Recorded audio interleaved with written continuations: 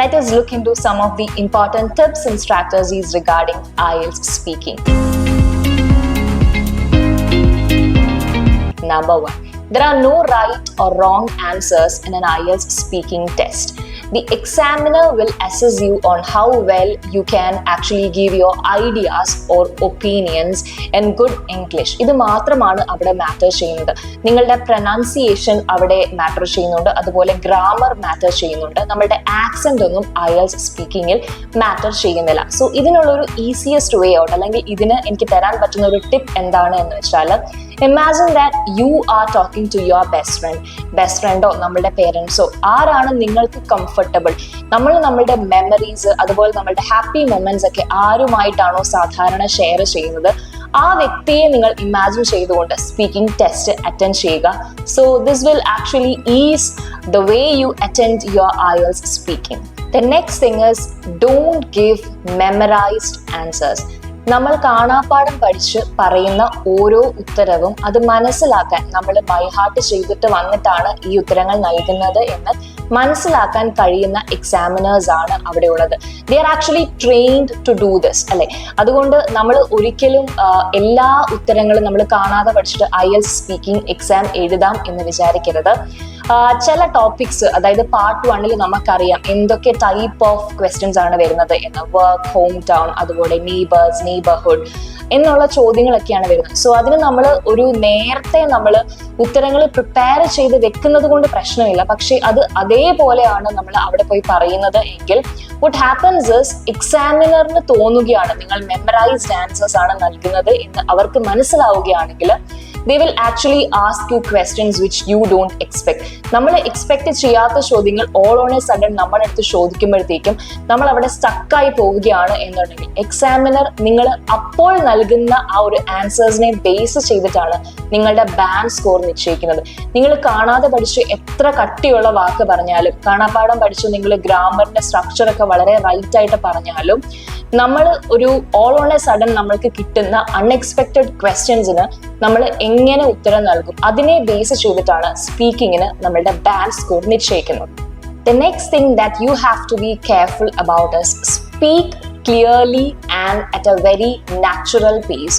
ഒരുപാട് സ്പീഡിൽ സംസാരിച്ചാൽ IELTS സ്പീക്കിംഗ് ടെസ്റ്റിന് നല്ല ബാൻഡ് സ്കോർ നേടാമെന്ന് ആരും വിചാരിക്കരുത്. നമ്മളുടെ സ്പീഡ് അല്ല അവിടെ അസസ് ചെയ്യുന്നത്. പ്രൊനൗൺസിയേഷൻ മാറ്റേഴ്സ്, ഗ്രാമർ മാറ്റേഴ്സ്, പക്ഷേ ആക്സെന്റ് അവിടെ മാറ്റർ ചെയ്യുന്നില്ല. നമ്മൾ നിർത്തി സംസാരിക്കാനായിട്ട് ശ്രദ്ധിക്കണം. അതുപോലെ തന്നെ ഓരോ പാർട്ടുണ്ട്. നമുക്ക് സ്പീക്കിംഗ് ടെസ്റ്റിൽ 3 സെക്ഷൻസ് ആയിട്ട് വരുന്നത്, 3 പാർട്സ് ഉണ്ട്. ആ 3 പാർട്സിനും ഈക്വൽ ലെങ്തിലല്ല നമ്മൾ ആൻസർ നൽകുന്നത്. പാർട്ട് 1 നിങ്ങൾക്കൊരു 2 or 3 സെന്റൻസിൽ ആൻസർ നൽകിയാൽ മതി. പക്ഷേ പാർട്ട് 3 വരുമ്പോൾ ഫോളോ അപ്പ് ക്വസ്റ്റ്യനിൽ they expect you to speak about 3 to 5 sentences. ഓരോ പാർട്ടും കൃത്യമായി മനസ്സിലാക്കി അതിന് വേണ്ട ഡ്യൂറേഷനിലുള്ള ആൻസേഴ്സ് ആണ് നമ്മൾ നൽകേണ്ടത്. അതിന് സ്പീഡ് വേരിയേഷൻസ്, നമ്മൾ സംസാരിക്കുന്ന ടോപ്പിക് അനുസരിച്ച് നിങ്ങൾ വോയിസ് മോഡുലേഷൻസും അതുപോലെ അതിനാവശ്യമായിട്ടുള്ള കാര്യങ്ങൾ നിങ്ങൾക്ക് കൊണ്ടുവരാനായിട്ട് സാധിക്കും. പക്ഷെ ഒരിക്കലും നമ്മൾ ഒരു ഒറ്റ സ്ട്രെച്ചിന് ഓൺ എ മോണോട്ടോണസ് ടോൺ നമ്മളെല്ലാം പെട്ടെന്ന് പറഞ്ഞു തീർക്കുകയാണെങ്കിൽ നമ്മുടെ സ്പീച്ച് എഫക്റ്റീവ് ആയിട്ട് ആ കേൾക്കുന്ന എക്സാമിനറിന് തോന്നത്തില്ല. So you will not receive a good band score if you speak very fast. Don't use big and unfamiliar words for your speaking test.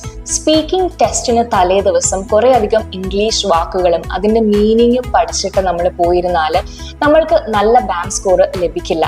കാരണം നമ്മൾ ഒരു വാക്ക് പഠിക്കുമ്പോൾ അതിൻ്റെ മീനിങ് മാത്രം പഠിച്ചതുകൊണ്ട് ആയില്ല. വാക്കുകൾ പഠിക്കുന്നത് നല്ലതാണ്. IELTS is all about vocabulary. അതുകൊണ്ട് നമ്മൾ ഓരോ ന്യൂ വേർഡ്സ് പഠിക്കുന്നത് നല്ലതാണ്. എങ്കിലും നമ്മളൊരു വാക്ക് പഠിക്കുമ്പോൾ അതിൻ്റെ മീനിങ് നമ്മൾ പഠിക്കുന്നു, അതിൻ്റെ പ്രൊനൗൺസിയേഷനും കൂടി പഠിക്കുക.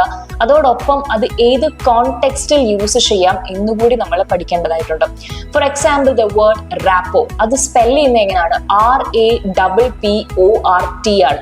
Many people pronounce this as rapport, പക്ഷെ അത് റാപ്പോയാണ്. അത് ഏത് കോണ്ടെക്സ്റ്റിൽ നമ്മൾക്ക് യൂസ് ചെയ്യാൻ പറ്റും? You could use it in A sentence like she is able to build a good rapport with the gang. അപ്പോൾ അതിൻ്റെ കോണ്ടെക്സ്റ്റ് മനസ്സിലാക്കണം, അതിൻ്റെ മീനിങ് മനസ്സിലാക്കണം, പ്രൊനൗൺസിയേഷനും അറിഞ്ഞിരിക്കണം. എങ്കിൽ മാത്രമേ നമ്മൾ ഒരു വാക്ക് പഠിക്കുമ്പോൾ അത് കംപ്ലീറ്റ് ആവത്തുള്ളൂ. That is how you can help yourself getting a good band score in your IELTS speaking. The last step is bring in contradictions in your IELTS speaking test. IELTS റൈറ്റിങ്ങിന് contradictions use ചെയ്യുകയാണെങ്കിൽ that is against the rule. IELTS റൈറ്റിങ്ങിൽ ഒരിക്കലും നമ്മൾ contradictions use ചെയ്യാൻ പാടില്ല. Contradictions എന്ന് പറയുന്നത് നമ്മൾ ഷോർട്ട് ആക്കി യൂസ് ചെയ്യുന്നതാണ്. ഐ ആം എന്നതിന് പകരം ഐ ആം എന്ന് നമ്മൾ ഷോർട്ട് ആക്കും. വാട്ട് ഈസ് എന്നതിന് വാട്ട്സ്, അങ്ങനെ നമ്മൾ ആം, അങ്ങനെ നമ്മൾ ഷോർട്ട് ഫോംസ് ആയിട്ട് കൊണ്ടുവരുന്നതാണ് ഈ കോൺട്രഡിക്ഷൻസ് എന്ന് പറയുന്നത്. സ്പീക്കിങ്ങിനെ കൂടുതൽ എഫക്റ്റീവ് ആക്കുന്നത് കോൺട്രഡിക്ഷൻസ് യൂസ് ചെയ്യുമ്പോഴാണ്.